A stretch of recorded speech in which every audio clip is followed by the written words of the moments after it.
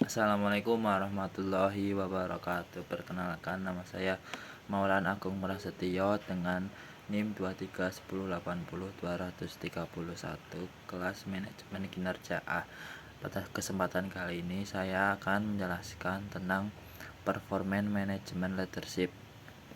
Nah, apa performance management leadership? Performance management leadership adalah pendekatan kepemimpinan yang berfokus pada pengukuran, pemantauan, dan peningkatan kinerja karyawan. Gaya kepemimpinan ini memastikan bahwa target individu dan tim selalu sejalan dengan tujuan utama bisnis melalui proses yang terstruktur, evaluasi objektif, dan pengembangan talenta berkelanjutan. Lalu pada performance management leadership ada coaching. Coaching merupakan inti dari performance management leadership. Nah, melalui coaching ini, manajer membantu karyawannya meningkatkan kinerja, mengembangkan kompetensi, dan mencapai tujuan karir jangka panjang. Nah, lalu coaching bukan hanya aktivitas evaluasi formal, tetapi proses berkelanjutan yang dilakukan dalam aktivitas kerja sehari-hari. Nah, apa saja peran manajer? Nah, peran manajer itu mengarahkan, memotivasi, mendukung, dan membantu perbaikan kinerja. Lalu, apa sih definisi coaching itu? Coaching adalah proses kolaboratif dan berkelanjutan antara manajer dan bawahan untuk meningkatkan performa kerja dan pengembangan individu. Nah, karakteristik coaching itu adalah yang pertama, berlangsung secara terus-menerus, beroriental pada pengembangan, berbasis hubungan saling percaya, fokus pada perilaku dan hasil kerja. Lalu coaching mencakup observasi kinerja, pemberian arahan, koreksi perilaku, dan penguatan perilaku positif. Nah, kenapa coaching itu penting? Coaching menjadi semakin penting karena organisasi menghadapi yang pertama, persaingan talenta, terus perubahan bisnis yang cepat, kebutuhan pengembangan kompetensi, dan regenerasi kepemimpinan.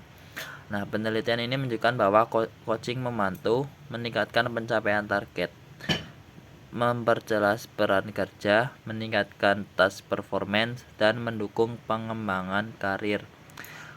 Coaching internal oleh atasan langsung sering lebih efektif dibanding coaching eksternal karena lebih memahami konteks pekerjaan.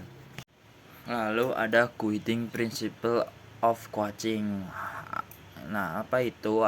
Adalah prinsip dasar yang menjadi fondasi bagi seorang pelatih atau coach untuk menggali potensi, memberdayakan, dan membantu seseorang untuk mencapai tujuan mereka. Nah, apa saja sih guiding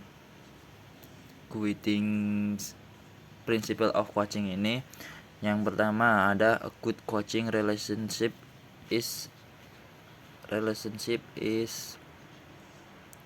essential. Nah, maksudnya ini adalah coaching itu harus membutuhkan hubungan yang kolaboratif, empatik, dan berbasis kepercayaan. Terus yang kedua, the employee is the source and director of change. Nah, jadi perubahan perilaku itu berasal dari keterlibatan dan kesadaran karyawannya sendiri. Terus yang ketiga, the employee is whole and unique.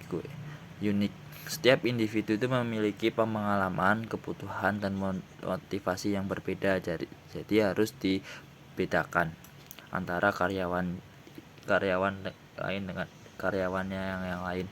Terus the coach is the facilitator of the employee growth. Nah, coach membantu proses pengembangan tanpa mengambil alih seluruh proses perubahannya. Lalu, apa fungsi dari coaching ini?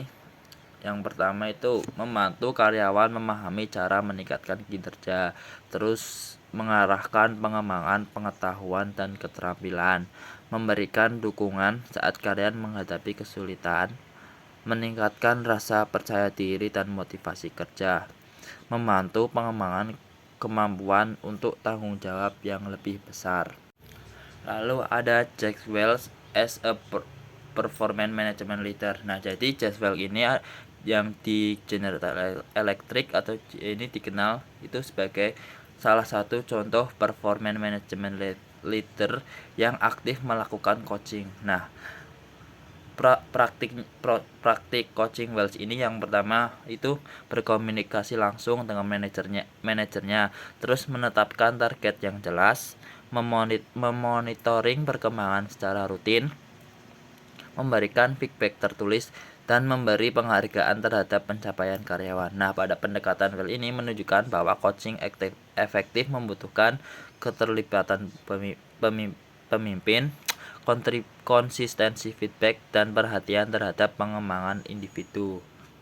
Selanjutnya ada coaching style atau gaya coaching. Nah, jadi setiap manajer itu memiliki gaya coaching yang berbeda.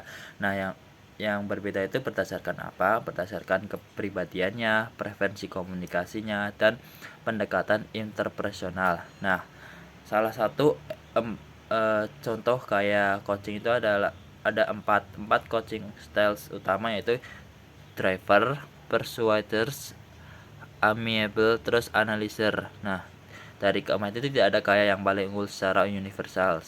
Nah, terus efektivitas coaching itu bergantung pada kemampuan manajer menyesuaikan gaya dengan kebutuhan karyawan dan situasi kerja. Jadi dari empat gaya itu tuh kalau misal mau efektif itu harus menyesuaikan gaya dan kebutuhan karyawannya. Jadi performance management leadership merupakan yaitu menempatkan manajer sebagai coach, fasilitator pengembangan, pemberi feedback, terus dan penggerak continuous improvement, atau perkembangan berkelanjutan itu. Nah, terus komponen utamanya itu coaching, observasi, dokumentasi, feedback, dan performance review. Nah, terus keberhasilan sistem manajemen kinerja sangat berpengaruh pada kemampuan manajer dalam mengembangkan karyawannya, terus terus menciptakan budaya pembelajaran berkelanjutan. Nah, mungkin itu saja yang dapat saya sampaikan. Kurang lebihnya saya mohon maaf. Terima kasih. Wassalamualaikum warahmatullahi wabarakatuh.